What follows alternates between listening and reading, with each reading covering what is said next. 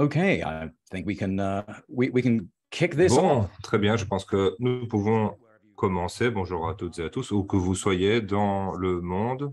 Je m'appelle Raj Patel, je suis écrivain, réalisateur et universitaire à l'Université de Texas, Houston, et je suis membre du panel IPES Food, donc le panel international d'experts sur les systèmes alimentaires durables. C'est un plaisir d'accueillir autant de journalistes de partout dans le monde pour parler du sujet d'aujourd'hui, la crise alimentaire. Nous allons essayer de comprendre les facteurs critiques qui embrasent la crise alimentaire mondiale dans le cadre du sommet en Allemagne et la manière dont on va répondre à cette crise. Donc, l'événement aujourd'hui est organisé par IPES Food et Growing Culture. Nous sommes rejoints par un panel éminent de figures de premier plan et d'écrivains sur les systèmes alimentaires mondiaux. Il y a Mamadou Koïta, elle est secrétaire générale de FIAN International, c'est plutôt Sofia Monsalve Suarez, ainsi que Ricardo Salvador, qui est basé aux États-Unis, directeur du Food Environmental Programme au sein de la Union of Concerned Scientists, aussi membre du panel IPES Food. Mamadou Goïda, au Mali, est directeur de l'Institut de recherche et de promotion des alternatives en développement Afrique. Il est également membre du panel IPES Food. Et enfin, nous avons avec nous Sin Lei Win, basé à Rome, un journaliste d'investigation et reporter dans les systèmes alimentaires à Lighthouse Reports. Alors, s'il vous plaît, veuillez modifier votre nom d'utilisateur afin que nous sachions à qui nous avons affaire, peut-être journaliste freelance ou contributeur. Veillez à ce que votre micro soit éteint pendant les discussions. Alors, nous avons des services d'interprétation en espagnol et en français. Vous pouvez choisir la langue de votre choix en cliquant sur l'icône en forme de globe. Ça dit interprétation. Voilà. Donc, si vous êtes sur un téléphone portable, vous devez appuyer sur les trois petits points. C'est ça qui vous donne accès à l'option interprétation. Alors, cette session est enregistrée. Tout est enregistré. Les organisateurs enverront un lien de l'enregistrement à toutes les personnes qui se sont inscrites aujourd'hui. Alors, je vous commencer brièvement en présentant le décor. Nous allons d'abord, pendant quelques minutes, présenter la situation du système alimentaire mondial et ensuite, nous allons poser des questions à chacun de nos panélistes. C'est moi qui vais modérer, mais pendant cette discussion de panel, nous vous invitons à poser vos questions à travers la boîte de dialogue et nous allons essayer de tenir compte d'un maximum de ces questions pendant le dialogue. Et ensuite, nous aurons une session formelle questions-réponses pendant environ 45 minutes. Non, on va commencer par 45 minutes et ensuite, voilà, on fera la session questions-réponses après 45 minutes. Voilà, ça c'était pour les aspects plus techniques. Alors, je vais commencer par partager mon écran. Laissez-moi vous présenter un peu le contexte de la crise en l'état. Vous avez sans doute vu des titres comme celui qui s'affiche à l'écran dans les grands journaux. Le conflit en Ukraine, on nous dit souvent qu'il est à la base d'un effondrement du marché du blé, mais pas seulement le marché du blé d'ailleurs, mais également les carburants fossiles, les engrais, etc. Et tout cela augmenterait les prix des denrées alimentaires de manière historique. Vous voyez ici, ça vient de la FAO, l'indice de l'augmentation des prix de l'alimentation, vous voyez en termes réels et autres, voilà, on voit que ça atteint des plafonds. Peut-être une manière de lire, de comprendre la crise alimentaire à l'heure actuelle est d'abord de reconnaître qu'il s'agit d'une crise des prix, mais pas nécessairement de la production. Quand on regarde, examine la quantité et les volumes produits dans le monde aujourd'hui, on constate, comment dirais-je, que historiquement, les niveaux sont plutôt élevés de production d'aliments et de calories par personne. Alors, une manière de réfléchir à cette situation est de se demander que se passerait-il si le conflit en Ukraine prenait fin demain? Que se passerait-il? Qu'est-ce qui serait derrière la crise alimentaire mondiale? Celle-ci se poursuivrait-elle d'ailleurs ou pas? Alors, il y aurait toujours une telle crise car il reste des conflits qui faisaient déjà rage avant celui d'Ukraine et malheureusement, ils vont continuer à faire rage ces conflits. Regardez les régions du monde où la faim prévaut le plus, on le voit sur cette carte, ce sont des données du Programme alimentaire mondial, ce sont les régions qui connaissent des niveaux élevés de conflits, de perturbations et des niveaux de faim aigus. même si les conflits partout dans le monde prenaient fin, la situation continuerait la même, à savoir que nous resterions dépendants de produits chimiques, ce qui pose de nombreux problèmes. À l'heure actuelle, les agriculteurs sont réticents à mettre un terme à leur utilisation de produits, d'engrais, etc. La Fédération de Russie est un exportateur d'engrais de tout type et cela complique déjà la situation à moyen et long terme. Il y a une forte dépendance de ces produits chimiques pour l'agriculture. C'est un problème qui ne disparaîtrait pas, même si, par exemple, le conflit en Ukraine prenait fin. Autre caractéristique, le Covid, il est toujours là et il entraîne la fin, le Covid. Voici un graphique qui montre la situation autour de la fin dans le monde. Ce sont des données de la FAO. Vous constatez que plus les niveaux de faim sont bas, comment dirais-je, c'était en 2014, on était à 600 millions de personnes qui souffraient de malnutrition et ce nombre augmente depuis lors. Et d'ailleurs, elle a été aggravée, cette situation, par la COVID et la récession et les troubles économiques associés à cette crise de la COVID-19. Et donc, même avant ce conflit, même avant le début de l'année, nous nous trouvions dans une situation où jusqu'à 800 millions de personnes souffraient de malnutrition et d'après les prévisions, le conflit en Ukraine aggrave encore cette situation de 100 millions de personnes de plus. Mais même si ce conflit prenait fin, il y aurait toujours la crise climatique. Rappelez-vous, plus tôt cette année, il y a eu une vague de chaleur catastrophique dans les zones de production de blé en Inde et dans le reste de l'Asie d'ailleurs. Il y a à présent des inondations catastrophiques dans ces régions et tout cela a aggravé le problème que connaît le système alimentaire mondial. Et alors, bon, vous allez remarquer qu'on utilise la lettre C comme guide, produits chimiques, chemicals, Covid, climat. Et alors, bon, il y a un autre C problématique, c'est le capitalisme. Et même si, comment dirais-je, la production alimentaire est relativement élevée à l'heure actuelle, eh bien, les niveaux ne sont pas historiques, mais même cette année, la production est plutôt élevée. Par contre, les prix du blé ont crevé le plafond. Et bon, les producteurs s'en sortent pas mal d'ailleurs.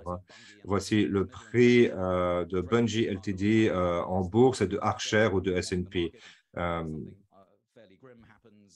Mais dès qu'il y a un petit problème, alors il y a, par exemple, les installations de transport maritime, eh bien, cela a un incidence sur les prix. Tout cela pour dire que nous nous trouvons dans une urgence très complexe.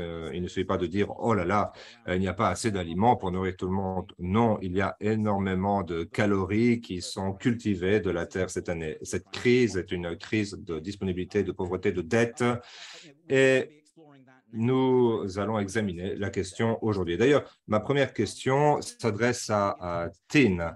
Alors, Tin, les commentateurs font souvent la confusion entre la disponibilité et l'approvisionnement en aliments avec l'accès aux aliments. Dans les rapports auxquels vous avez eu accès, comment les données sont-elles utilisées pour présenter un récit trompeur autour de l'économie alimentaire mondiale? Voilà, vous avez quelques minutes. Oui, merci beaucoup, Raj. D'abord, je voudrais insister sur les aspects que vous avez soulignés en ce qui concerne la disponibilité, l'accès et le caractère abordable des aliments. C'est important, car d'après les gros titres, quand on entend parler de pénurie alimentaire, on comprend que nous n'avons pas assez d'aliments, et ce n'est pas vrai. Vous venez de le montrer. D'ailleurs, à travers différents graphiques, les rendements agricoles augmentent depuis les années 60, et pourtant, une personne sur 10 a eu faim, a souffert de faim en 2020. Pourquoi? Eh bien, parce que les gens n'ont pas assez d'argent pour acheter des aliments, ou alors ils n'y ont pas accès, peut-être parce qu'il y a un conflit là où ils se trouvent, ou alors parce que le marché ne leur y donne pas accès. Mais en fait, donc, c'est le résultat de décisions politiques, cette crise alimentaire, pas de problème d'approvisionnement. Par exemple, en raison d'un manque d'investissement dans des infrastructures ou de filets de sécurité sociaux ou alors de politiques des pouvoirs publics qui entravent l'accès des populations aux aliments. Par exemple, au Myanmar, eh bien, c'est un pays pauvre. Par contre, on produit plus d'aliments que nous n'en consommons. Nous avons donc un surplus alimentaire et pourtant des groupes minoritaires souffrent de la faim. Par exemple, les Rohingyas, c'est parce que les politiques des pouvoirs publics limitent fortement leurs déplacements et leurs moyens de subsistance, raison pour laquelle nous devons remettre en cause les causes profondes justement de l'insécurité alimentaire mondiale. Alors, vous avez posé la question de la manière dont les données peuvent induire en erreur ou créer des récits trompeurs.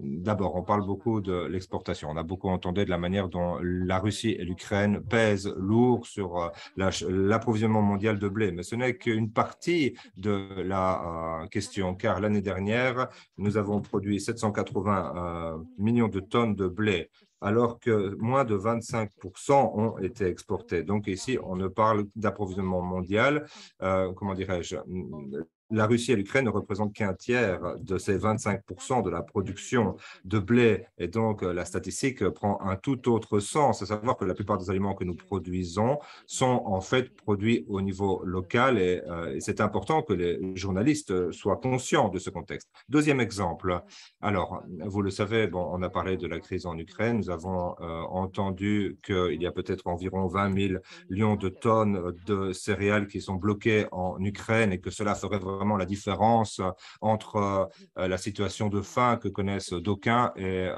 le contraire. Mais ces céréales sont-elles toutes propres à la consommation humaine? Nous ne le savons pas. Et ces céréales, si elles sortaient de l'Ukraine, est-ce que les personnes de pays pauvres pourraient les acheter, auraient les moyens de les acheter? Donc ici, je ne suis pas en train de dire que ça n'a pas d'importance, mais on doit vraiment se poser la question, le sens profond de ces chiffres et se demander d'où ils viennent. Merci beaucoup, Thin. Ces deux exemples étaient tout à fait clairs et utiles. Bon, à présent, je vais poser ma prochaine question à Mamadou. Thin, vous avez dit que certains pays n'étaient pas capables d'importer ces aliments. Mamadou, pourriez-vous nous parler de la crise alimentaire actuellement en Afrique de l'Ouest? Peut-être parlez-nous du contexte et pourquoi les pays d'Afrique de l'Ouest sont tant exposés à l'augmentation des prix alimentaires. There is a big problem with some statistics. If you look at the configuration of the foods. Alors, oui, je pense qu'il y a un gros souci de statistiques. Si on regarde la configuration des systèmes de production alimentaire dans différents pays, on se rend compte notamment du fait que dans les pays d'Afrique occidentale, on consomme surtout certaines céréales et pourtant, parfois, il y a aussi des crises relatives au maïs, au riz ou encore au blé. Cela a un impact sur le marché et c'est quelque chose de très artificiel. Et on parle que de quelques produits, mais si on analyse les réserves alimentaires, eh bien, on se rend compte que le niveau local, les réserves des agriculteurs laissent à désirer.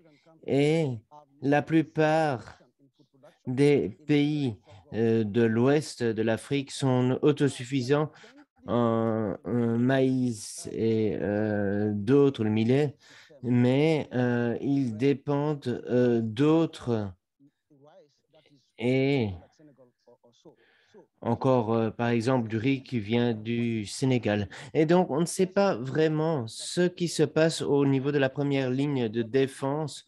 Ensuite, pour ce qui est de la seconde ligne de défense, on la connaît. Ce sont les réserves nationales de produits de céréales dans les pays. Mais ensuite, il y a un troisième niveau, l'ECOWAS, la CEDEAO, et le fait est que pour l'instant, les choses là sont très floues et les prix augmentent. Il est très difficile d'acheter du millet, du maïs ou d'autres céréales. Et Étant donné qu'aujourd'hui plusieurs pays ont assez, eh bien, la chose devrait être bien différente. Et donc, il faut voir où surtout les aliments sont consommés parce que le fait est que là, les marchés fonctionnent et les prix sont à des niveaux qu'il faut qu'on ne peut pas encore parler de crise. Et donc, d'un point de vue statistique, les données, oui, sont alarmantes, mais quand on regarde les choses sur le terrain, eh bien, on s'aperçoit du fait que la situation n'est pas si alarmante et donc on devrait juste euh, revenir aux marchés locaux, des systèmes exhaustifs au niveau local et bien entendu pas oublier les problèmes internationaux et encore les questions relatives aux engrais, mais il faut garder les choses simples pour ces ressources simples disponibles au national. Très intéressant, en effet, je pense qu'on a tendance à oublier cela. Et je voudrais passer à Sophia du coup.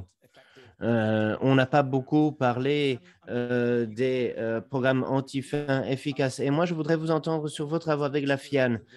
Comment avez-vous réagi à cette crise? Qu'est-ce qu'un programme anti-faim efficace? Et pourquoi est-ce que ces programmes sont bien souvent oubliés? Alors oui, bonjour, merci beaucoup. Je pense qu'un programme efficace, c'est un programme démocratique. C'est la participation active des organisations de terrain et des groupes les plus touchés par l'insécurité alimentaire et la faim. Un exemple concret, le programme Formi Zero au Brésil, il a permis de réduire de plus de moitié la population souffrant de la faim ou de insécurité alimentaire grave entre 2004 et 2013. Et donc, du coup, le Brésil a quitté la carte de la faim de la FAO. Et je pense que pour que le programme fonctionne, les gens doivent pouvoir opter pour les politiques qui leur correspondent. Et dans ce sens, je voudrais souligner trois points essentiels dans notre approche qui avaient été mis en place au Brésil. Tout d'abord, un conseil national pour la sécurité alimentaire et nutritionnelle avait été mis en place. Il y avait également des conseils au niveau des États et au niveau municipal, et ces conseils ont été fondamentaux pour le processus démocratique. Ensuite, trois programmes pour booster l'agriculture paysanne et la production agricole, le programme pour renforcer l'agriculture familiale, le programme pour l'alimentation à l'école et le programme pour les achats de nourriture. Ces politiques publiques n'ont pas été faites pour la chaîne d'approvisionnement ou encore pour les marchés à distance, mais plutôt pour créer des systèmes alimentaires territoriaux qui ont permis de créer des ponts entre des agriculteurs, des coopératives et des écoles pour que les enfants puissent manger sainement de bons aliments frais. Ensuite, on a renforcé les systèmes de sécurité sociale et des droits des travailleurs. Et c'est très important. Comme vous le savez, nous vivons toutes et tous dans une économie de marché et on ne peut avoir accès à des aliments que si on paye pour et si pas, on a faim. Et donc, si l'accès aux aliments est un droit humain, alors le gouvernement doit s'assurer du fait que vous avez un salaire vous permettant de vivre, et ce, notamment grâce à un système de sécurité sociale vous couvrant si vous tombez malade, si vous ne pouvez pas travailler, si vous perdez votre emploi, si vous partez en congé de maternité ou encore si vous partez à la retraite. Le fait est que les politiques d'austérité et le libéralisme ont énormément effriter les systèmes de sécurité sociale à l'international. Et donc, en règle générale, les gouvernements ne s'intéressent qu'à l'idée de faire tourner la machine économique et il se fiche de savoir si les gens ont de l'argent pour acheter de la nourriture. Et donc, du coup, ils comptent surtout sur la charité des entreprises et les banques alimentaires et plutôt que de réformer les structures économiques. Alors, malheureusement, le gouvernement a failli détruire les politiques anti-faim et aujourd'hui, le Brésil est à nouveau sur la carte du FAO et près de 33 millions de Brésiliens ont faim. Merci beaucoup, Sophia. Mais merci d'avoir rappelé qu'il y a des alternatives à ce bourbier dans lequel on se retrouve. Et puis, merci d'avoir reconnu le fait que le néolibéralisme est en pleine ascension et que les gens préfèrent gagner de l'argent plutôt que de nourrir des gens. Et cela peut, comment dire, sembler rhétorique comme commentaire, mais qu'est-ce qu'on pourrait faire à Ricardo? Ici, on parle de crise de prix, la spéculation. Alors, n'est-ce pas un facteur important? Il n'y a pas beaucoup de rapports là-dessus. Pourriez-vous nous parler de ce phénomène et du fait que oui, des gens se font de l'argent grâce à la faim? Pourriez-vous parler de tout cela, des choses dont on ne tient pas toujours compte lorsqu'on parle, oui, des crises alimentaires, ces spéculations? Oui, bien sûr, et merci beaucoup, Raj. Je vais essayer de répondre à cette question. Alors, la façon la plus facile de voir les choses, eh bien, c'est de se rendre compte qu'une majorité des ingrédients pour les aliments transformés auxquels nous sommes habitués en Occident sont fondés sur des produits qui peuvent venir de n'importe où, des produits qui ont un très faible prix dans l'économie et donc on peut parler de blé comme on en a déjà parlé aujourd'hui. Le blé, on le connaît surtout sous sa forme moulue, blanchie, renforcée aussi pour plus de nutriments parce que voilà, des nutriments sont perdus lorsque justement on moule le blé et,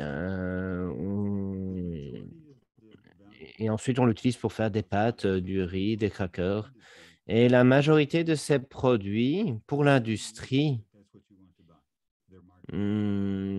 servent à des fins de marketing. Et l'industrie essaye de convaincre que vous voulez ça, et ce notamment avec le marketing. Et troisièmement, il y a le packaging, l'emballage. Et le coût total d'un produit,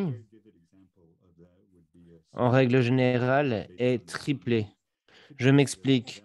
Une boîte de céréales de blé, eh bien, peut valoir jusqu'à 20 fois le prix du blé à la base. Tout le reste, c'est l'emballage, le transport, le marketing, la pub, etc. Et donc, la composante, le produit agricole n'est qu'une seule composante parmi bon nombre d'autres composantes. Et donc, à partir de ce moment, à partir du moment où on comprend cela, on peut aussi comprendre que l'industrie fait de son mieux pour acheter à grande échelle, réduire les coûts. Et il y a cette pression à acheter à bas coût qui engendre de la spéculation, car il y a toujours des planifications, il y a des programmations, cela n'est rien de nouveau.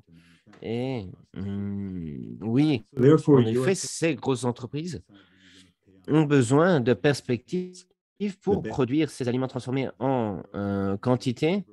Et donc, il y a des contrats à plusieurs années et des conditions privilégiées sont faites pour ces gros acheteurs.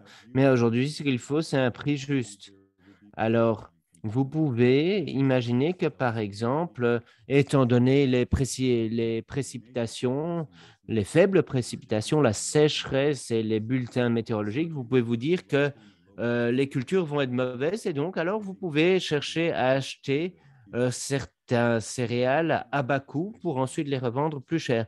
Tous jouent à la spéculation. Les agriculteurs, les premiers, ils essayent de vendre leurs produits au prix le plus élevé, ce qui est logique, mais les plus grands spéculateurs sont en réalité les grands acheteurs et les courtiers et aussi certaines entreprises que Raj a mentionnées.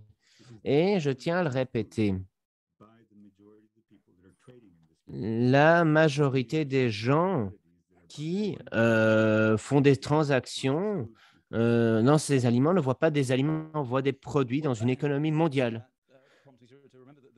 Tin Lewin and her donc, team did some brilliant investigative journalism. Je tenais à dire que Tim Lewin avait fait du très bon travail avec ses équipes sur ce domaine.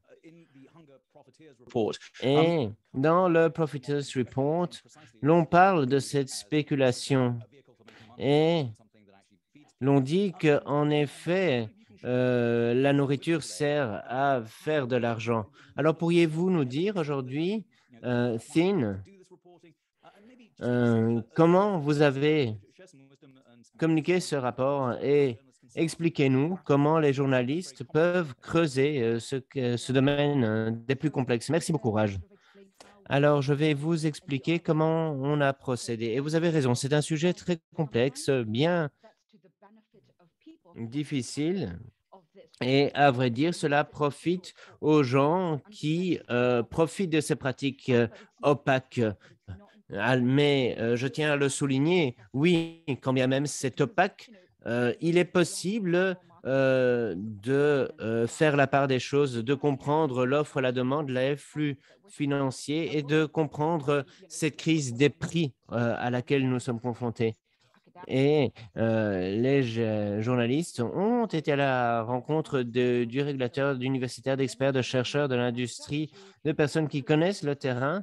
Et alors, nous avons une méthodologie qui a permis de collecter des données de ces sources privées publiques. Et nous sommes ensuite retournés voir les experts pour faire part de notre méthodologie, de nos conclusions et pour leur demander d'interpréter les données.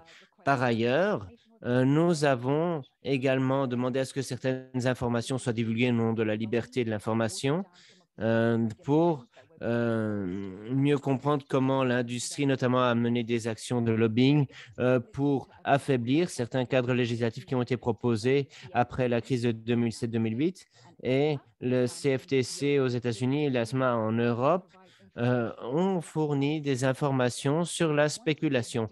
Mais si l'on veut creuser plus encore, alors il faut plus de données privées et, comme je l'ai déjà dit, il faut introduire des requêtes et obtenir des informations sur les fonds en bourse.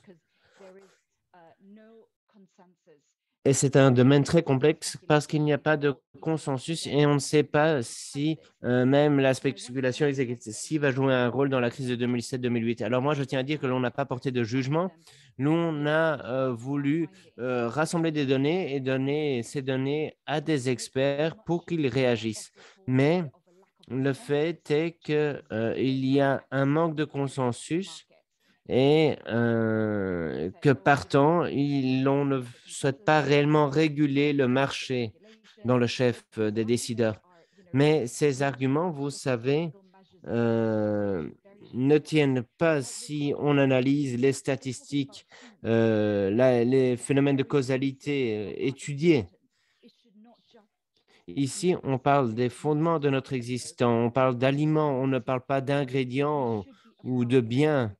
Et partant, il faudrait appliquer le principe de précaution et inverser la charge de la preuve. Et il faudrait donc que les journalistes n'aient pas à prouver qu'il y a une spéculation excessive, mais plutôt il incomberait aux industries de prouver qu'il n'y a pas de spéculation excessive. Et les journalistes, nous devons de pousser et de demander pourquoi la nourriture n'est pas vue comme ce que les fondements même de notre existence. Encore merci. Et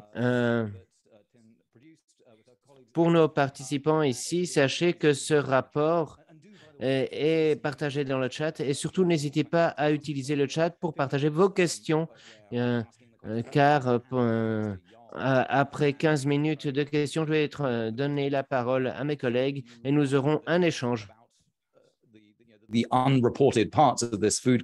Sur l'histoire inédite de cette crise alimentaire. Peut-être on devrait commencer ici. Alors, pour essayer de prendre un peu de recul, parler de l'histoire, la question financière. C'est un contexte d'inflation élevée et donc de taux d'intérêt élevés. Et alors, comme je vous le disais au début, c'est un problème de pauvreté, un problème de dette. Alors, Sophia, vous avez étudié cet aspect. Nombre des pays qui sont touchés par la crise actuelle sont également des pays fortement endettés, n'est-ce pas? Pourriez-vous nous expliquer quel est le lien entre l'endettement d'un pays et sa capacité à répondre, réagir, à faire face à une crise alimentaire, notamment à un moment où la politique qui prévaut est plutôt des taux d'intérêt qui augmentent, de la lutte contre l'inflation. Voilà. Expliquez-nous en quoi la dette, les taux d'intérêt et l'inflation sont importants pour un pays qui essaie de lutter contre une crise alimentaire. Oui, rage. Bon, les prix alimentaires ont atteint des sommets et les importateurs payent plus pour un moindre volume de denrées alimentaires. Cette tendance est observée pour la production alimentaire. Une 15% d'augmentation de 2020 à 2022 pour les engrais et l'énergie. Dans le cas de l'Afrique subsaharienne, ce pourcentage est de même 60%, donc plus élevé. Donc, c'est une charge très élevée pour ces pays, plus de dépenses, tant alimentaires que d'intrants agricoles. Alors, ce qui n'est pas dit dans le lien avec la crise alimentaire est que nous sommes également confrontés à une crise de défaut de paiement de la dette, de remboursement de la dette. En 2021, l'Argentine, l'Équateur, Suriname et la Zambie étaient en défaut et le mois dernier, le Sri Lanka a rejoint ces pays ainsi que le Salvador, la Tunisie et le Ghana sont tout près d'un défaut de paiement. Le Liban, la Turquie et l'Ukraine sont également mentionnés. Donc, à l'échelle mondiale, on parle de 54 pays qui connaissent une crise de la dette, à savoir que leur paiement de la dette force des politiques d'austérité dans leur pays, de la part de leur gouvernement. Et donc, cela sape les systèmes de sécurité sociale et, comme je l'ai mentionné, il s'agit d'un des principaux ingrédients pour lutter contre les crises alimentaires, par exemple les soutiens aux denrées agricoles, à leur production et ainsi de suite. Donc, il n'y a pas d'espace budgétaire de la part des pouvoirs publics pour permettre la garantie des droits sociaux et économiques des citoyens. Donc, on peut partir de l'hypothèse que les pays les plus pauvres vont continuer à connaître des chocs climatiques, de l'inflation et des crises alimentaires dans les années à venir. Et donc, cela va avoir pour résultat d'étendre les lignes de crédit. Et ça, c'est les recettes classiques du G7, de la Banque mondiale, etc. Donc, les lignes de crédit vont être élargies et cela va pas du tout améliorer la crise alimentaire. Cela va encore alourdir le remboursement des dettes et va donc réduire l'investissement dans des systèmes alimentaires plus écologiques. Et donc, l'annulation de la dette dans ce contexte est une condition sine qua non. Notamment, les pays d'Afrique sont les plus demandeurs d'une telle annulation de la dette. Alors, je cherche mes mots. Bon, les pays détenteurs de la dette ne veulent pas, bien sûr, annuler la dette. Il n'y a pas de système multilatéral en place qui permettrait de remédier à cette problématique, de répondre à cette demande. Alors oui, c'est frustrant. The tunnel here. De manière désespérante. Y a-t-il une lumière à la fin du tunnel? Y a-t-il des pouvoirs publics, des gouvernements qui font ce qu'il faut pour remédier à ce problème, qui veulent lutter contre le statu quo, lutter contre le niveau d'endettement élevé et mettre davantage l'accent sur l'aide aux pays qui en ont besoin plutôt que sur le remboursement de la dette. Bon, il y a des mouvements très dynamiques de lutte contre l'endettement qui se sont encore renforcés au fil des années et il y a également des signaux intéressants. Vous savez que la réunion du G7 a lieu ici en Allemagne ce week-end, par exemple. Le gouvernement africain exerce une énorme pression et met beaucoup de pression sur l'Union européenne, mais voilà, sur le fait que les recettes pour résoudre les crises n'ont absolument pas porté fruit. Et donc, il y a de fortes négociations sur la question de la dette qui ont actuellement lieu. Par conséquent, nous devons continuer à faire converger les mouvements pour l'alimentation. Ils doivent converger avec les mouvements pour la justice financière, pour la justice économique, par exemple. L'annulation de la dette, je pense, doit être une de nos priorités. Bon, je me félicite d'entendre de ce que font les gouvernements africains. Mamadou, pourriez-vous nous en dire davantage sur le sujet? Au niveau régional, très clairement, il y a de graves problèmes rencontrés en ce qui concerne l'accès aux denrées alimentaires. Peut-être pourriez-vous nous parler des différentes solutions sur la table ou possibles en Afrique de l'Ouest pour gérer ces crises. Eh bien, en fait, je pense que différentes options se présentent à nous. D'abord, nous devons travailler au niveau des agriculteurs. C'est la première chose à faire et nous évaluons auprès des associations d'agriculteurs quelle est la situation. Nous devons veiller à ce que la spéculation réduise et qu'on s'attaque davantage aux pénuries. Deuxièmement, les stocks nationaux varient entre les pays d'Afrique. Plusieurs pays par le passé. Il y a des coupures, malheureusement, l'interprète n'entend plus l'orateur, son écran a gelé. Voilà, Mamadou, nous vous avons perdu, explique Raj Patel. Alors, est-ce qu'on va pouvoir le récupérer? Sinon, nous allons devoir passer la parole à quelqu'un d'autre. Alors voilà, malheureusement, la connexion de Mamadou a coupé. Nous reviendrons à lui plus tard. Bon, ce qui me frappe, c'est qu'il existe tout un ensemble de solutions, mais on n'en entend pas parler. We're very pleased to have some friends from the New York Times join us today. But it's very interesting to see in the New York Times editorial on this issue. New York Times, par exemple, il y avait un article sur cette question et on appelait le leadership américain disant que c'est l'Amérique qui doit sauver le monde de la faim, alors que beaucoup d'institutions qui sont responsables, qui aggravent la crise de la dette et beaucoup des problèmes présentés par Mamadou et Sophia, en fait, sont des institutions américaines. Par exemple, la Banque mondiale, le Fonds monétaire international ou encore l'Agence des Nations unies pour le développement international. Into industrial agricultural system that is very much business as usual. Le système agricole, de production agricole poursuit ses activités comme si de rien n'était. And you know the long-term trajectory for us here looks fairly Alors, les bleak. projections à long terme sont plutôt négatives. Que se passerait-il dans notre système alimentaire si les prix des engrais, de l'énergie continuent d'augmenter? Energy prices force a change in our food system. Est-ce qu'un changement sera rendu obligatoire en raison de l'augmentation des prix de l'énergie, par exemple, ou des engrais? Est-ce que le secteur agricole peut mettre un terme à sa dépendance vis-à-vis des engrais et de l'énergie? Bon, je vais revenir à la question très concrète que vous posez. Il faut être très clair. Il y a une différence entre les agriculteurs industriels et les petits agriculteurs. Il y a d'ailleurs de nombreuses manières de pratiquer l'agriculture. Mais ici, je parle bien de grands producteurs agricoles industriels qui sont présents partout dans le monde. Et en fait, ce sont des acteurs financiers. Et dans ce contexte, les agriculteurs, de manière générale, n'ont pas vraiment voix au chapitre, ils n'ont pas vraiment de pouvoir en tant qu'individu ou en tant que classe, la classe de producteurs agricoles. Là où se trouve leur pouvoir, c'est dans deux secteurs qu'on peut appeler l'agro-business. Celui qui vend des intrants aux agriculteurs d'abord pour améliorer leur productivité, ensuite le secteur qui achète des agriculteurs leurs produits et qui ensuite les distribue sur le marché.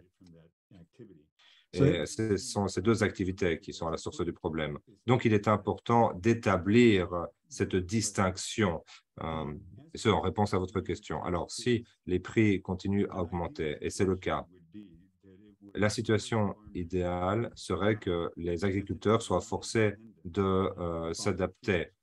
Par exemple, réduire leur dépendance aux combustibles fossiles, car de manière tout à fait évidente, ils sont utilisés pour faire utiliser les machines agricoles. Mais en plus, les dépenses principales dans les exploitations agricoles, ce sont les engrais qui utilisent beaucoup d'énergie. Par exemple, il faut beaucoup de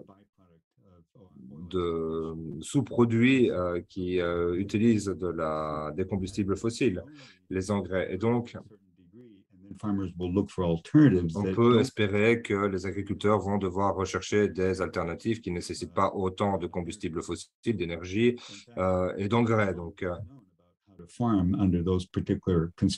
beaucoup de connaissances et de techniques existent pour produire l'agriculture, donc des denrées alimentaires avec moins d'énergie. Mais donc, pour le moment, le pouvoir réside dans les deux secteurs que j'ai mentionnés et pas entre les mains des agriculteurs. Parce qu'après, bon, ce sont les agriculteurs qui courent les risques d'ailleurs. Ils achètent les engrais ou les combustibles, mais après, ils sont par exemple tributaires des conditions climatiques. Existential crisis levels. I can editorialize on that, but what I can actually Ce foresee. que je peux prévoir, c'est que le modèle habituel, qui a d'abord prévalu aux États-Unis et en Europe, et que le secteur qui pose problème, c'est celui de l'industrie, de la grande industrie, et qui essaie d'augmenter ses profits et qui laisse au secteur public le soin de subventionner les agriculteurs. Et donc ça aussi, c'est un grand problème. Et voilà, c'est une question plutôt d'ordre général à votre question.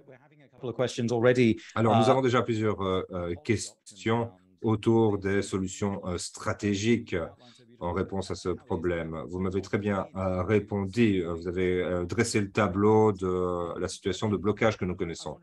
Mais peut-être pourriez-vous prendre encore un peu de recul et nous expliquer quelles sont les meilleures stratégies à la disposition des pouvoirs publics pour remédier à l'inflation dans les intrants agricoles et alimentaires. Bon, il y a les questions agricoles et des combustibles fossiles, bien sûr, mais M. Gatta demandait également quelles sont les solutions stratégiques, à présent que nous sommes dans un moment d'inflation élevée des prix alimentaires, pour nous permettre de gérer cette situation et de gérer l'inflation que connaissent les intrants agricoles. Oui, alors, il y a deux réponses. Est-ce qu'en fonction qu'on réponde à l'urgence ou au problème à plus long terme? Un sujet qui revient sur la table toujours est que la crise à laquelle nous sommes confrontés aujourd'hui est une crise d'accès au financement. Et au bout du compte, pour garantir la sécurité alimentaire, nous devons veiller, comme Sophia et d'autres l'ont déjà dit, veiller à ce que chacun ait des moyens de subsistance dignes, des revenus dignes, afin que chacun puisse se payer des denrées alimentaires de manière équitable, ce qui n'est pas le cas aujourd'hui. Si nous devions payer le prix réel des denrées alimentaires, qui est au minimum 3 fois inférieur à celui que nous payons à l'heure actuelle, eh bien, cela veut dire que nos revenus doivent être à la hauteur du niveau de dépenses requis. Et dans la situation actuelle, ce que nous devons faire est veiller à ce que les parties les plus vulnérables de la planète puissent être protégées par les agences spécialisées dans la redistribution des denrées alimentaires. Mais ce n'est pas une manière à long terme de garantir la sécurité alimentaire. C'est quelque chose de tout à fait élémentaire et nous utilisons voilà, les termes en sachant exactement à quoi on fait référence. La suffisance alimentaire, à savoir la notion d'une production suffisante d'aliments et d'exportation suffisante dans les nations qui en ont besoin. On peut être en sécurité alimentaire si le système alimentaire lâche un peu de l'Est. Un bon exemple est la Suisse, où les taux de personnes qui souffrent de la faim sont très faibles. C'est un pays qui ne produit pas tous les aliments nécessaires pour répondre à sa demande intérieure. Toutefois, il y a en Suisse la garantie alimentaire, parce que c'est un pays riche qui peut acheter tout ce qu'il souhaite et répondre à tous les besoins de sa population. Donc, vous voyez en fonction des circonstances quelle est la situation dans d'autres régions du monde. Il n'y a pas de sécurité alimentaire ou de suffisance alimentaire, donc il y a des crises et par conséquent, c'est la distribution des revenus dans ces pays qui doit trouver réponse. Ça doit être la priorité dans ces circonstances. We're joined now again by Mamadou. Mamadou, it's good to have you back. Having heard Alors, Ricardo Mamadou, vous êtes de retour. C'est bon de vous retrouver. Vous avez entendu Ricardo parler des questions macro relatives au système alimentaire, les recettes et la restructuration. Alors, je me demandais si vous pourriez nous donner le point de vue de l'Afrique de l'Ouest et surtout les défis relatifs au changement climatique. Oui, merci. Alors, le fait est que les agriculteurs font beaucoup pour s'adapter aux défis climatiques et au changement climatique. Et il y a différentes options pour lesquelles nous ne pouvons pas opter. il y a beaucoup d'options qui sont proposées pour qu'on adapte nos systèmes aux réalités et au changement climatique, l'agroécologie notamment. Et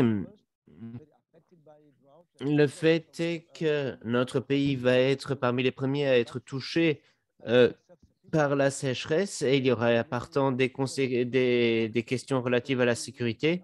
Et le Mali a besoin de 3,6 millions de céréales, mais nous produisons entre 6 et 12 millions de céréales. C'est donc là un paradoxe et c'est parce que nous résistons aux modèles internationaux et donc nous ne dépendons pas trop des engrais, notamment des engrais chimiques, surtout pour la production de coton, alors que d'habitude, c'est beaucoup utilisé. Et donc, il faut qu'on s'organise pour avoir des systèmes alimentaires et de production plus indépendants et qui peuvent aller de l'avant. Et beaucoup de pays en Afrique de l'Ouest tentent justement de conseiller les agriculteurs à opter pour des engrais bio.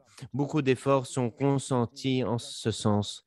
Et aujourd'hui, il est important de continuer à booster la production d'engrais bio et d'avoir des pesticides du même acabit. Ensuite, il est important de reconstituer notre réserve alimentaire en Afrique occidentale. On peut mieux organiser le marché. Il y a une marge de manœuvre et donc c'est une perspective. On peut essayer de garder ces stocks régionaux placés dans différents pays de la région et ce grâce à des modèles et des règlements.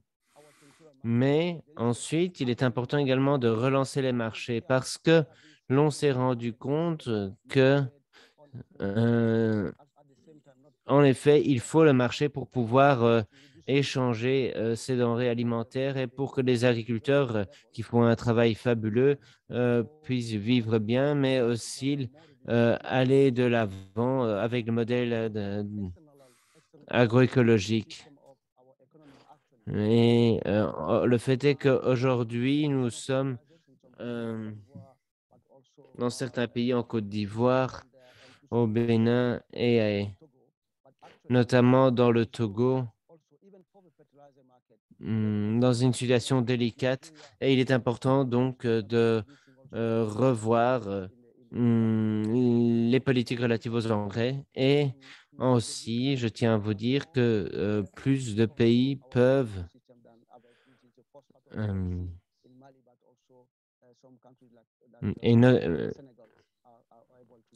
Mali et le Sénégal, par exemple, travailler davantage sur la production des engrais. Et cela peut se faire avec des subventions. Et pour la première fois, à vrai dire, plusieurs pays fournissent des subventions nationales pour des engrais bio au pays.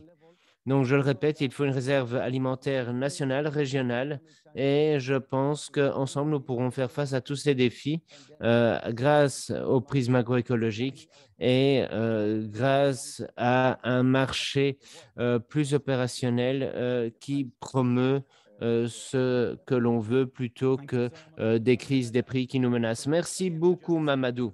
Et encore une fois, pour les journalistes qui sont ici et qui ont pour habitude d'entendre toutes ces histoires de catastrophes venant de l'Afrique subsaharienne, il est très important de se rappeler que les marchés territoriaux locaux durables dans la production agroécologique, ce n'est pas quelque chose de hippies en Californie. Non, cela existe sur le terrain et cela doit être couvert par les médias et qui plus est, il faut un soutien financier. C'est très important. Et donc, avoir des factories dans la matière, cela pourrait être intéressant parce que parfois, les ressources ne sont pas utilisées au mieux lorsqu'on parle de la faim dans le monde. Il faudrait 16 milliards de dollars pour la crise en Ukraine. Et en amont, on a obtenu ça, mais les Nations Unies, en attendant, ont besoin que seulement 2%, 4,4 milliards pour réduire le problème de la faim et de la sécurité dans la Corne de l'Afrique. Donc, revoyons bien les priorités. Les agriculteurs les comprennent bien sur le terrain et nous avons là la possibilité de réimaginer, de recalibrer les histoires qui sont partagées sur cette crise de la faim mondiale. Tim, dernière question. Pourriez-vous partager vos réflexions avec les journalistes qui parlent de la faim et qu'est-ce qui manque dans tout ce qui est partagé sur cette crise que vous avez vue. Et s'il vous plaît, ajoutez vos questions dans le chat. Il y en a déjà beaucoup, mais quoi qu'il en soit, n'hésitez pas à les mettre. Alors, tiens, à vous. Merci beaucoup, Raj.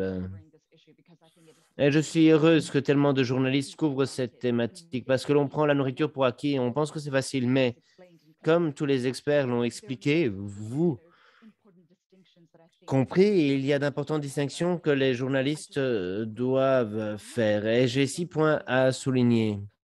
Nous, journalistes, nous aimons les chiffres car ils permettent d'illustrer les choses mieux que les mots. Et je pense qu'on doit comprendre le contexte d'où viennent les mots pour avoir un bon instantané, un instantané représentatif. Il y a d'abord la question des imports et des exports dont j'ai parlé. Ensuite, il est important de comprendre la différence entre la faim chronique et la faim aiguë. Et ce, surtout lorsqu'on parcourt tous les dépliants et tous les rapports des 80 institutions usiniennes. Et les rapports ont tendance à faire omission des gens qui souffrent de la faim à un moment ou à un autre ou qui souffrent de malnutrition, ce qui peut avoir des conséquences intergénérationnelles. Je vous parle de conséquences pour des ménages, pour des pays, mais pour des économies tout entières également. Ensuite, il y a des rapports qui se penchent sur la faim aiguë. Là, on parle donc de personnes qui sont sur le point de mourir de faim. Attention. Troisièmement, il y a des arguments selon lesquels il faudrait produire plus d'aliments à coûte que coût, mais soulignons-le, la disponibilité n'est pas encore un problème avec le changement climatique. Oui, il pourrait y avoir un souci, mais alors attention, parce que tant la qualité que la quantité des aliments sont des prérequis. Quatrième point, à l'heure actuelle, on voit une crise des prix alimentaires et les prix sont créés par les gens et des systèmes. La spéculation, notamment une raison possible. Et ensuite, il est important aussi de réfléchir aux entreprises agroalimentaires, aux entreprises de céréales. Est-ce qu'elles dégagent beaucoup de bénéfices grâce à la situation? Est-ce qu'elles alignent leurs prix à l'inflation ou est-ce qu'elles profitent de la situation?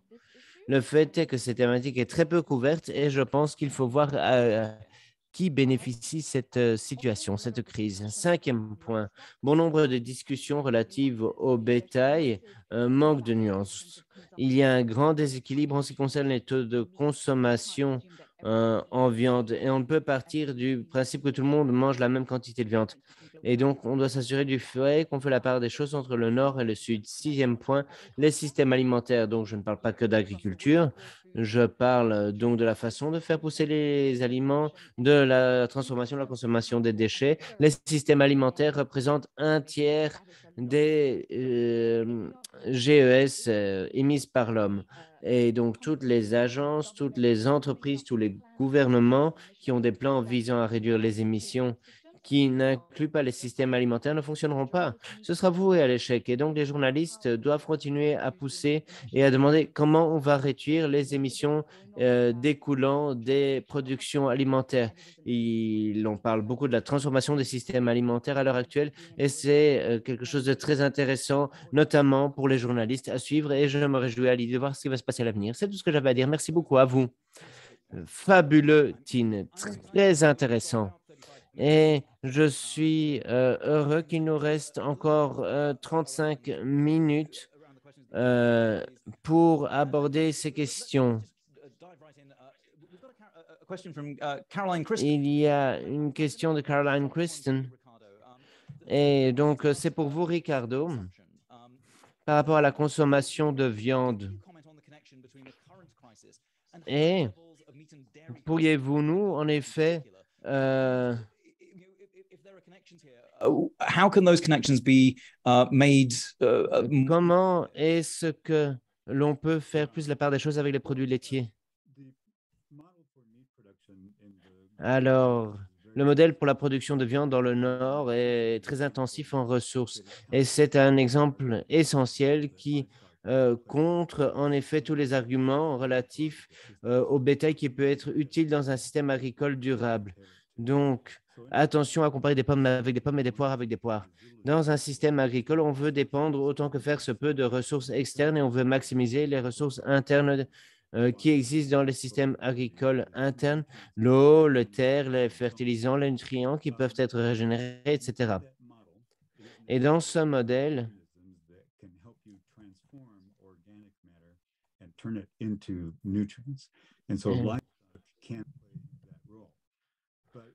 et le bétail peut jouer ce rôle de cycle. Et le fait est que le fourrage et d'autres éléments qui ne peuvent être directement consommés par l'être humain peuvent être transformés en aliments pour humains. Et donc,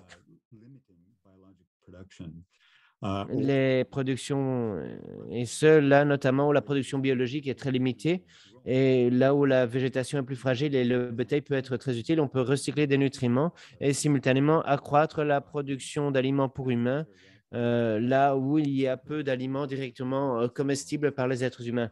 Mais attention à ce qui se fait dans nos systèmes industriels. Là, on prend des produits qui peuvent être facilement transformés en aliments pour humains de façon très onéreuse, très intensive. On en fait quelque chose pour du bétail et du bétail qui ne vit pas sur les terres. Et donc, du coup, ce bétail ne sert pas à ce cycle vertueux dont je viens de parler. Et puis, c'est une production fort concentrée pour des raisons d'efficience et par conséquent, les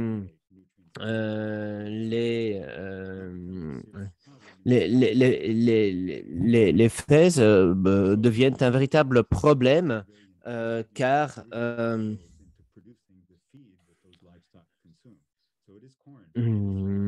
à la base, ce qui est utile devient une quantité énorme de déchets. Alors, le soja, le tournesol et tout ce qui sert à gaver les animaux est produit de façon intensive et très onéreuse. Et pour produire ces centaines de millions de bœufs, de volailles, et cela a aussi des conséquences sur la valeur des aliments. Et le fait est que l'on pourrait, avec bien moins de terre et bien moins de ressources, nourrir bien plus d'êtres humains si on faisait différemment.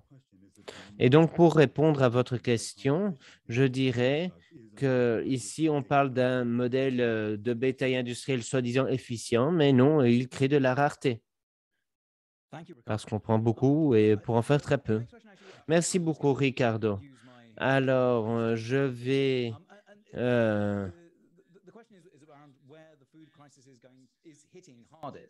maintenant rebondir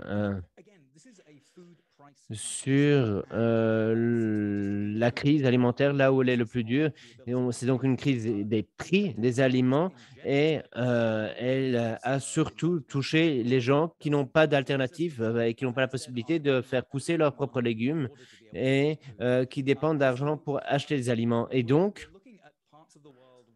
on parle d'endroits dans le monde où les salaires sont bas, où il y a moins de soutien de la part des autorités pour fournir de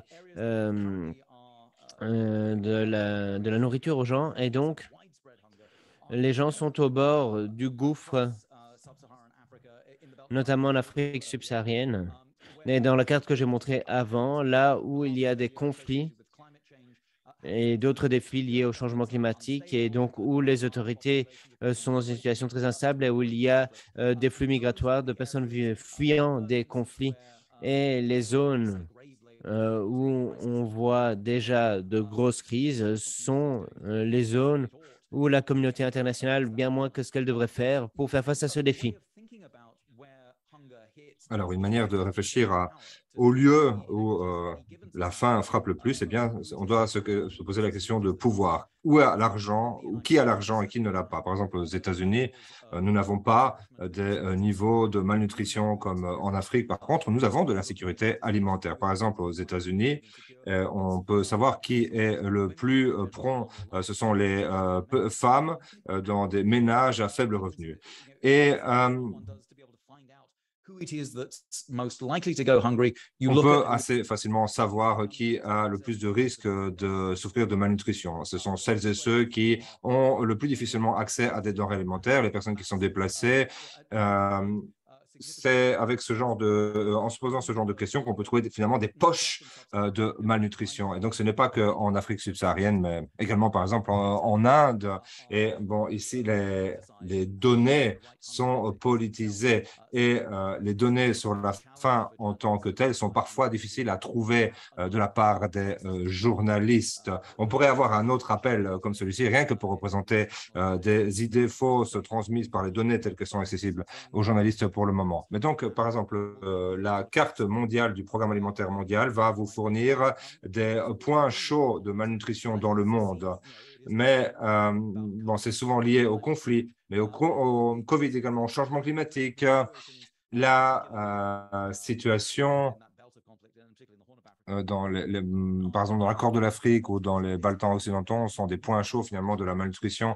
Mais donc, la malnutrition, malheureusement, se retrouve dans de nombreux pays. Alors, à présent, nous avons une question pour Sophia. En parlant de l'insuffisance alimentaire et de la sécurité alimentaire, les agriculteurs, en quoi sont-ils aidés ou entravés pour remédier à la sécurité alimentaire? En d'autres termes, de quoi ont-ils besoin les agriculteurs pour contribuer à la résolution des problèmes liés à la sécurité alimentaire? C'est une question de Manfred Borg. Alors, oui, je pense que l'agriculture est différenciée en fonction de la classe à laquelle appartiennent les agriculteurs. On parle beaucoup de l'agriculture paysanne, par exemple, ce dont parlait Mamadou pour l'Afrique de l'Ouest. Et nous devons parler d'eux, car ce sont ces agriculteurs qui mettent des aliments dans l'assiette, disons, de la nourriture sur la table. Mais malheureusement, ils sont rendus invisibles. Et donc, c'est cette idée que voilà, les grandes corporations essayent de nous faire croire que c'est eux qui nous nourrissent avec toute leur publicité. Ils parlent des meilleurs régimes alimentaires, ils parlent d'aliments non transformés, etc. Mais au bout du compte, la vérité, c'est que dans des pays comme le Mali ou au Brésil même, eh bien, c'est l'agriculture paysanne qui nourrit les populations, ceux qui produisent des fruits frais, des légumes frais. C'est ça qui est très important pour la santé. Et ce sont les populations autochtones, par exemple, qui produisent tout cela. Et donc, la question est, de quoi ont-ils besoin? Alors d'abord, ils doivent conserver leurs terres et d'ailleurs en obtenir plus, car un des faits dont ne parlent pas les médias, c'est que les terres sont fortement concentrées à l'échelle mondiale. Et donc l'agriculture paysanne, les paysans ne possèdent qu'entre 12 à 15% des zones agricoles, des terres agricoles. Le reste est contrôlé par l'agrobusiness. Et je pense que c'est un des éléments les plus importants. Bon, alors le contrôle sur les terres, mais sur l'eau également. Et alors, autre aspect, comment dirais-je, les systèmes paysans liés aux semences doivent être protégés. Les paysans doivent avoir accès à leurs propres semences. Il ne doit plus y avoir de droit de propriété intellectuelle sur les semences et d'autres systèmes qui essayent de déplacer finalement les systèmes agricoles paysans, qui sont toutefois très importants. Il faut également des investissements dans les services publics, par exemple les infrastructures routières, les lignes de crédit, afin que la production agricole écologique puisse s'épanouir. Voilà, je pense que cela résume les différents besoins de l'agriculture paysanne et de se représenter. Alors, merci beaucoup. le pouvoir de l'agrobusiness et l'accaparement des terres, voilà, c'est quelque chose dont on ne parle pas beaucoup. Parfois, on entend dire que le plus grand propriétaire terrien aux États-Unis est Bill Gates, par exemple, mais on l'entend rarement. C'est quelque chose dans lequel on ne rentre pas souvent dans le détail. Peut-être en raison du grand pouvoir que détient Bill Gates. Bon, ça, c'est peut-être encore une question pour Thin. Est-ce que la présence et l'influence de l'agrobusiness dans les médias est également derrière l'augmentation des prix agricoles? Peut-être est-ce en raison de la structure des comptes rendus en matière agricole que nous comprenons de telle sorte, de manière générale, la crise alimentaire. Merci, c'est une très bonne question. Par contre, c'est difficile d'y répondre. Je n'ai pas la prétention de savoir quelle est l'influence des grandes sociétés de l'agrobusiness sur les médias. Bon, cela étant dit, toutefois, il y a quand même différentes raisons qui expliquent pourquoi la couverture médiatique n'est pas aussi claire qu'elle le devrait. D'abord, le secteur des médias a connu des taux d'attrition énormes, a mené de nombreuses consultations. Et comment dirais-je, être journaliste de nos jours, c'est une guerre au quotidien. Beaucoup de journalistes couvrent tout un ensemble de sujets différents. Et ensuite, quelque chose comme l'Ukraine, la guerre en Ukraine se passe et il y a une augmentation des prix alimentaires et ce ne sont plus. Il y a plein de sujets qu'ils ne couvrent plus. Ils reçoivent simplement les données brutes telles qu'ils les reçoivent et les retransmettent et cela crée une certaine panique vis-à-vis de potentielles pénuries alimentaires. Et ensuite, il y a les intérêts des grandes sociétés qui essayent de faire passer des récits autour de voilà, ce qui se passe en essayant de faire croire que tout est lié à l'Ukraine et la Russie. Et donc, les problèmes structurels de nos systèmes alimentaires sont ignorés. On ignore le fait que nous devons modifier la structure de la production alimentaire. Car quand on pointe simplement la Russie du doigt et qu'on dit que si la guerre prend fin, alors tous les problèmes seront réglés, eh bien, cela voilà, hein. Mais ça ne répond pas directement à votre question, malheureusement, car il y a différents aspects qui permettent de comprendre pourquoi les sujets sont couverts de telle sorte aujourd'hui dans les médias. Mais très clairement, oui, il y a l'intérêt des sociétés qui met beaucoup de pression, qui exerce une grande influence, mais ce n'est pas la seule raison. Parfois, les journalistes courent derrière l'évolution des faits tels qu'elle se déroule très rapidement devant leurs yeux. Oui, merci beaucoup. C'est important de comprendre ce qui se passe sur le terrain. Alors, j'ai encore des questions plus régionales. Je vais commencer par Mamadou. Nous avons une question qui est la suivante. Alors, ça a l'air d'être une question technique, Mamadou, mais en fait, cela fait appel à une question plus large. La question est donc la suivante. Combien d'agriculteurs Mali ont besoin d'engrais écologiques? Mais la question plus large derrière est quelle est l'alternative disponible vis-à-vis des engrais synthétiques, les produits chimiques, cette industrie dont on a déjà parlé? Quelles sont les solutions pour pouvoir produire une agriculture biologique un peu partout dans le monde?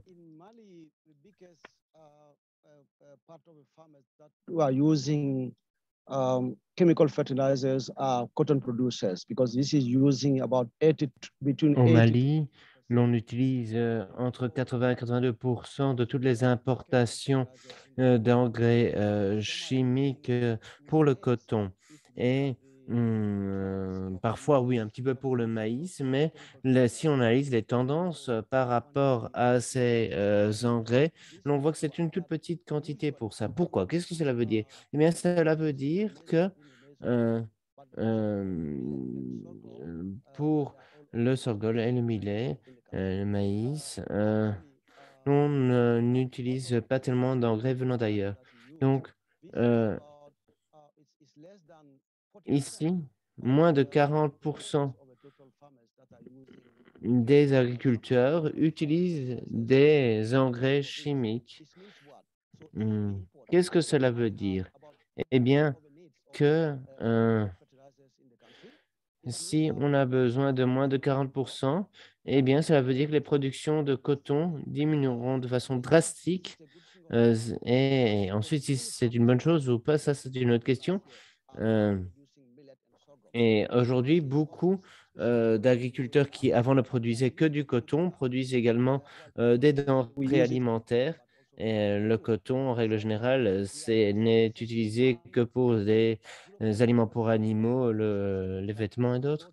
Et donc ici, le coton était avant utilisé surtout pour les marchés internationaux. Et donc ici, avec ce changement de situation, le Mali perd beaucoup d'argent. Mais cette tendance est une bonne chose. On voit que le pays conseille aux agriculteurs d'opter pour plus d'engrais bio. Et l'objectif pour cette année ici est d'utiliser 70% de la production d'engrais en engrais bio. Et c'est tout à fait possible. C'est tout à fait possible car nous avons deux canaux de production. Tout d'abord, il y a les systèmes des agriculteurs eux-mêmes et ensuite, il y a certaines industries locales qui tentent de produire à plus grande échelle et il y a des subventions mm, qui sont là aujourd'hui. Et ces subventions servent avant tout pour les productions bio. Et donc, ces entreprises qui appartiennent à des Maliens, notamment une entreprise transfrontalière, disons-le, qui travaille avec le Sénégal, le Burkina Faso et le Niger, oui, d'accord, mais la vaste majorité de ces intrants viennent du Mali et que du Mali. Et tout cela veut dire que l'on peut passer à la vitesse supérieure et produire plus. Un exemple, moi j'ai une exploitation bio moi-même et avant, j'avais pour but de produire 5 tonnes d'engrais bio et j'en produis 32. C'est bien plus que ce dont j'ai besoin, mais je n'utilise que des produits locaux, je le dis. Et donc, il est possible d'aller au-delà de nos capacités. Et à vrai dire, cela se produit aussi à Selengue ou dans d'autres villes. Et le fait est que tout le monde a emboîté le pas et tout ce qui peut être collecté et transformé, notamment dans les poubelles, pour améliorer la situation dans le Mali et pour inverser les tendances et oui, mais pousser de l'avant les engrais bio et faire ce qu'il y a à faire dans le pays pour accroître notre production dans l'Afrique de l'Ouest et pour l'international. Alors ensuite, au Nigeria et ailleurs, je sais que la situation est un peu différente, mais dans notre région, tous essayent de faire surtout comme le Mali. D'accord, merci beaucoup, Mamadou. Alors, cette idée transformation begs the question, well, what est can très intéressante. Et que peuvent faire donc les gouvernements? Et Sophia, moi je me demande, est-ce que vous pourriez nous parler de ce champ des possibles, surtout avec les élections en Colombie? Et est-ce que vous pourriez nous dire ce qu'annoncent ces élections et surtout de vice-président Francia Marquez, étant donné le fait qu'elle a toujours grandement défendu la souveraineté alimentaire et l'agroécologie? I'm Colombian, so I'm delighted to be Bon, able très bien. to. D'ailleurs, je suis colombienne, donc c'est un plaisir pour moi de répondre à cette question. Comme vous le savez, c'est un moment historique pour nous. C'est très émouvant, c'est très important car c'est des générations de traumatismes qui prennent fin aujourd'hui. Donc, et le nouveau dirigeant est un grand dirigeant socialiste. C'est tout un mouvement, pas que lui maintenant, qui arrive au pouvoir. Et il y a eu beaucoup de soulèvements. Nous avons été frappés par la faim et la malnutrition. Et c'est la jeunesse dans des villes comme Cali, Bogota, de nombreux lieux en Colombie. C'est vraiment la jeunesse qui a élu ce pouvoir. Et donc ici, on parle vraiment du pouvoir au peuple. La moitié des Colombiens sont très hostiles à ce gouvernement, donc ça reste difficile, mais l'important, c'est que ce gouvernement a de grandes idées pour des alliances régionales, par exemple avec le gouvernement du Chili. Nous avons un grand espoir, bien entendu, sur le fait que le Brésil va également changer de gouvernement et, bien entendu, on espère que ce pôle d'Amérique latine va devenir un moteur dans le domaine de la sécurité alimentaire. L'important, c'est de mettre en place une alliance entre l'Amérique latine et l'Afrique. Cela est exactement ce dont nous aurions besoin pour avoir de nombreuses solutions sur la table. Hope there. And we can't have hope Merci without, beaucoup. Voilà, une note d'espoir. Alors, il nous reste encore quelques questions sur la structure du système alimentaire mondial et le commerce international des denrées alimentaires. Alors, Sonia Giovanna pose une question sur le niveau de subvention. Et cela s'appuie sur une question de Cassandra sur l'Organisation mondiale du commerce. Alors, peut-être Sophia ou alors Ricardo pourrez-vous peut-être répondre à cette question. Donc, elle est la suivante, la question. En quoi l'Organisation mondiale du commerce et sa politique alimentaire joue-t-elle un rôle dans l'approfondissement de la crise de la faim? On pourrait penser que suivre la politique de l'Organisation mondiale du commerce serait la meilleure marche à suivre et permettrait de subventionner l'agriculture. Alors, cette question s'adresse peut-être à Sophia. À votre sens, en quoi l'Organisation mondiale du commerce, comment dirais-je, est-elle impliquée dans l'incapacité des pays à fournir des subventions aux consommateurs et notamment aux agriculteurs? Bon, le problème, c'est que je ne suis pas une experte en matière d'échange et de commerce. Par contre, la seule chose que je peux dire, c'est que la discussion sur les ressources alimentaires est à l'arrêt depuis des années à cause de l'OMC. Rappelez-vous, l'Inde luttait pour mettre en place un système contraire à l'OMC. À présent, nous devons renforcer les ressources au niveau local, régional, national et mondial, et c'est impossible à cause de l'OMC. Et c'est un grave problème. Mais c'est la seule chose que je peux dire. Peut-être Ricardo aura davantage de choses à dire sur le sujet. Oui, alors, ceci. Le problème est que tout ce qui est discuté dans des organismes tels que l'OMC font l'objet d'une interprétation orthodoxe, finalement, de l'économie qui ne correspond pas à la réalité du monde. Laissez-moi vous donner un exemple. Bon, c'est un cours d'économie de base ici, hein, bien sûr. Mais bon, si nous échangeons tous et toutes entre nous les denrées ou les objets que nous sommes les mieux à même de produire, eh bien, alors, dans le système alimentaire, il y a beaucoup de freins sur le marché, car si vous n'êtes pas prêt à accepter le fait que plus l'agro-business fait des profits, donc plus ils font de profits, plus nous allons devenir malades. Si on n'accepte pas ça, ça ne peut pas fonctionner.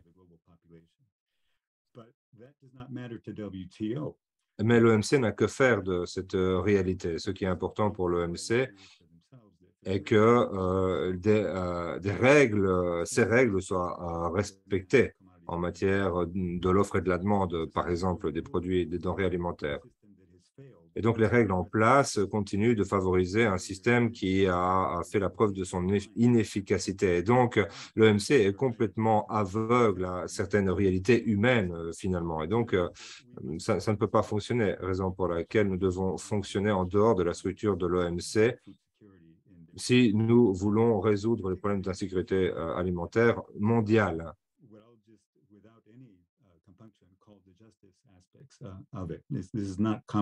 Notamment si nous voulons mettre la priorité sur l'aspect justice. Bon, il y a beaucoup de questions sur les engrais, par exemple. Nombre d'entre vous savent, et j'espère qu'on fait des liens entre différents sujets ici, la grande productivité du système industriel est liée au fait qu'ils sont subventionnés, pas au titre habituel, mais plutôt subventionner sur le plan biologique. Ça veut dire quoi? Cette productivité massive serait impossible sans la disponibilité de nombreux nutriments dans le monde et leur concentration dans certaines régions du monde. Laissez-moi vous donner un exemple. Une des sources essentielles de phosphore, un des 3 macronutriments pour la production agricole se trouve en fait en Afrique de l'Ouest. Et quand on parle d'Afrique de l'Ouest et du système alimentaire mondial, on parle plutôt de perturbation et d'un mauvais fonctionnement, comme on le constate aujourd'hui. On parle d'Afrique de l'Ouest et de l'Afrique en général comme étant essentiellement un système qui a échoué, alors qu'en fait, il y a ici un accaparement des ressources qui servent l'optimisation des profits ailleurs dans le monde. C'est un modèle extractif que les règles de l'OMC soutiennent. Voici un exemple concret. You said it better than I ever could, but I'm still going to Vous speak. l'avez dit mieux que je n'aurais pu le faire. Ce qu'on oublie souvent, c'est que l'OMC, alors qu'elle prétend être une organisation qui veut mettre en place des conditions de concurrence égales dans le domaine alimentaire, en fait, l'OMC a été créé pour mettre en place un mécanisme à travers lequel les États-Unis et l'Union européenne allaient continuer à soutenir leurs agriculteurs tout en éjectant les autres dans le monde. Et tout cela se fait en concert avec le Fonds monétaire international, la Banque mondiale et d'autres agences pour tout à fait justement pour poursuivre cet accaparement et les chaînes d'approvisionnement qui ont caractérisé le système alimentaire mondial, lui permettent de continuer à fonctionner. Pour répondre à la question de Francesco Pagné, qui porte justement sur, comment dirais-je, une des raisons que l'on nous donne pour expliquer cette augmentation des prix alimentaires serait que, suite à la COVID, les chaînes d'approvisionnement mondiales n'ont pas pu réagir de manière suffisamment rapide à la demande. Et donc, la question était, est-ce vrai? Eh bien, dans une certaine mesure, avec le COVID, nous avons vu à quel point les chaînes d'approvisionnement très longues n'étaient pas à la hauteur pour pouvoir répondre aux besoins du monde. Mais aujourd'hui, ce à quoi nous sommes confrontés, c'est une situation dans laquelle ces chaînes d'approvisionnement étendues sont des vecteurs de transmission de préjudice, de douleur. Et donc, comment dirais-je, aujourd'hui, le marché international déplace les crises d'une zone à l'autre et aggrave encore la situation dans les zones les plus vulnérables. Et donc, oui, les chaînes d'approvisionnement mondiales ont fait défaut, elles sont grippées et elles sont tellement étroites et elles sont promptes à lâcher et à cause des systèmes des mécanismes de production en place. Il y a également d'autres perturbations, par exemple le changement climatique, ou alors les travailleurs qui exigent des moyens de subsistance plus justes, ou alors la spéculation financière. Les chaînes d'approvisionnement, à cause de tous ces facteurs, sont toujours vulnérables. Et donc, dans ce processus, les chaînes d'approvisionnement très longues ont toujours posé problème dans le système alimentaire mondial qui est caractérisé par de longues histoires de chaînes d'approvisionnement. À l'époque, les chaînes d'approvisionnement se limitaient au colonialisme et avec les chaînes d'approvisionnement très serrées d'aujourd'hui, elles sont très vulnérables, elles sont faibles et elles sont rendues possibles grâce aux règles de l'OMC et d'autres organismes. Et malheureusement, les vulnérabilités vont continuer à moins que le système alimentaire soit transformé d'une manière ou l'autre. Donc, une question est la suivante à Mamadou. Si on doit imaginer de meilleures pratiques, un meilleur système alimentaire, quelles seraient les meilleures pratiques que vous recommanderiez dans des pays, notamment ceux qui font face à de l'instabilité alimentaire? Mamadou ou Sophia, peut-être souhaiteriez-vous répondre, peut-être avec une note d'espoir pour conclure, je l'espère. Alors, dans le système alimentaire, il est nécessaire de clarifier la manière dont nous produisons. Nous devons également organiser d'autres segments du système alimentaire, la conservation, mais également le traitement, la transformation au niveau local. Mais il y a tellement de niveaux différents dans la transformation. de la production, mais également dans l'organisation du marché. Bon, d'abord, c'est le point de vue agricole. Nous devons non seulement stabiliser le système de production, l'adapter au système alimentaire, car certaines régions du Mali ou de la Côte d'Ivoire produisent davantage de certains produits, par exemple le cacao. Et ces produits sont davantage destinés à l'exportation. Donc, le système alimentaire, là, fait défaut. Donc, il faut revoir le système. Ensuite, il y a un triangle. Le marché, dans ce triangle, est le segment essentiel qui donne accès aux denrées alimentaires et qui redistribue les ressources au niveau local et national et parfois au niveau transfrontalier. Et ça, c'est un élément, un aspect du système essentiel à souligner. Donc, on a besoin d'un engagement de différents gouvernements de pays d'Afrique de l'Ouest pour passer à un changement sur le plan agricole. Par exemple, le Sénégal s'est engagé fortement sur une transformation du système agricole. La souveraineté alimentaire est notre guide dans le système de production alimentaire. Aujourd'hui, nous disposons d'une plateforme qui implique des ministères des denrées alimentaires et de la production alimentaire pour arriver à ce qu'on appelle la transition agricole au Mali. Et l'objectif est de souligner les grandes étapes qui doivent être mises en œuvre pour passer à une production différente. Par exemple, de passer de la production de coton à une production de denrées alimentaires. Les entreprises productrices de coton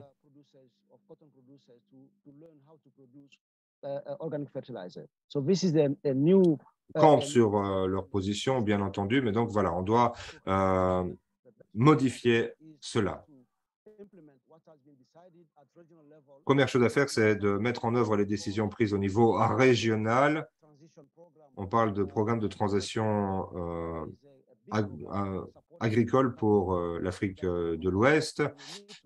C'est un programme ambitieux qui existe. La première chose à faire, c'est d'être au rendez-vous de nos engagements et le mettre en œuvre. Et connecter les systèmes de production alimentaire au système de marché et au système de consommation des denrées alimentaires. Oui, merci beaucoup, Mamadou. Il ne nous reste que 3 minutes. Il reste une question importante en ce qui concerne le G7 qui aura bientôt lieu ce week-end en Allemagne. Et la question est, que peut-on attendre du sommet du G7 et quelles autres initiatives internationales pourrait permettre de résoudre cette crise. Sine et Sophia. Oui, merci beaucoup, Ra. Je ne pense pas que le G7 a la moindre légitimité pour prendre des décisions. Désolé, mais c'est un club des pays riches et j'ai déjà expliqué au début de mon intervention que c'est une question de démocratie, de l'intervention des populations. Et donc, ces décisions doivent être prises dans les espaces multilatéraux. Nous avons la FAO où l'agriculture paysanne et les agriculteurs, les petits agriculteurs doivent avoir voix au chapitre. Bon, toutes ces coalitions et ces engagements volontaires et toutes ces autres initiatives, non, ça ne sert à rien. On a besoin de règles contraignantes et d'engagements clairs et sérieux. Oui, merci beaucoup, Sophia. Tin, dernière réaction. Oui, très brièvement. Bon, je ne sais pas ce que seront les conclusions du sommet du G7, mais la question à se poser, c'est est-ce qu'ils vont encore lancer une nouvelle coalition ou une autre initiative? Pourquoi a-t-on besoin de nouvelles? Nous en avons déjà tellement. On doit se demander qu'est-ce qui va être fait qui n'a pas encore été fait ou alors qui a échoué. Ça, c'est le numéro 1. Numéro 2, s'ils vont se contenter de dire qu'on doit produire plus d'aliments, alors non, nous devons faire marche arrière car ce n'est pas de ça dont on a besoin à l'heure actuelle. Et troisièmement, comme Sophie l'a dit, c'est un écran de fumée. Rien que l'année dernière, nous avons eu le sommet sur les denrées alimentaires. Il y a eu beaucoup d'argent qui a été promis et des initiatives de nouvelles coalitions. Non, on doit prendre du recul et se demander quels ont été leurs résultats quota et pourquoi le G7 fait-elle cela. Ce qu'on doit leur poser, ce sont les questions difficiles et pas les laisser simplement dire qu'ils vont sauver le monde et nourrir toutes les estomacs affamés. Merci beaucoup. Merci à toutes et à tous de votre participation aujourd'hui. Merci à Ricardo, à Sofla, à Tine et à Mamadou et à l'équipe IPES Food et les autres. Si vous avez aimé, n'oubliez pas que nous avons notre presse forum le 7 juillet. Les enregistrements seront disponibles en anglais, en français et en espagnol et seront téléchargés également prochainement sur YouTube. Merci beaucoup d'avoir participé. Voilà, c'est la fin officielle maintenant. Au revoir.